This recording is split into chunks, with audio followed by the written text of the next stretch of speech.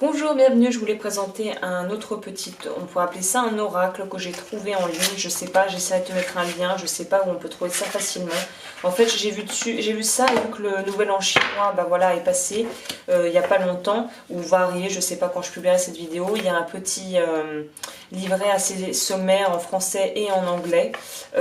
Et en fait c'est par rapport justement au signe chinois quoi.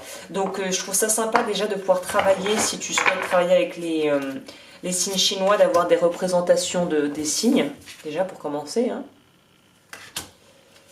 Quoi, le buffle, le chèvre, sachant que je trouve que les représentations assez sympas. Cochon.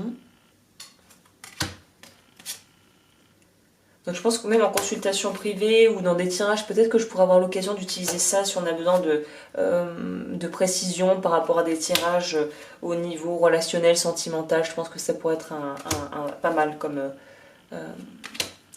idée. Donc vraiment c'est un petit oracle sans prétention. On entre dans l'année du rat cette année. Le singe. Et là, vu qu'on est dans la médecine aussi, enfin dans toute la tradition chinoise, on pourrait dire aussi la médecine chinoise, puisque chaque signe du zodiaque est en rapport avec une partie du corps, un organe du corps. Ça permet vraiment de faire un gros travail. Je pense que les personnes qui ont déjà une bonne connaissance dans ce domaine pourraient vraiment utiliser ça comme un outil en plus. Hein. Et même les mots en eux-mêmes, calme, prospère, actif, inventif, je pense que c'est un très bon oracle qui pourrait servir pour les consultations également. Hein.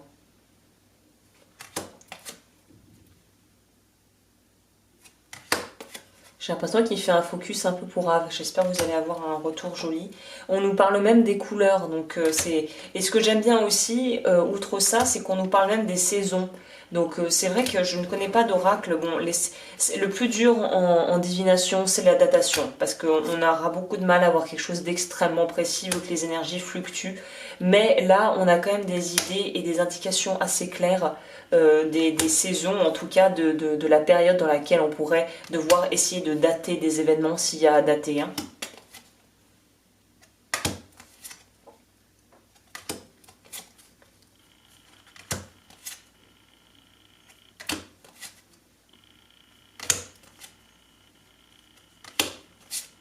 Après, c'est en rapport aux éléments.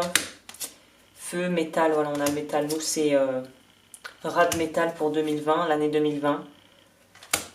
Le printemps, fin d'été, hiver, automne, été. Donc voilà, c'était très rapide.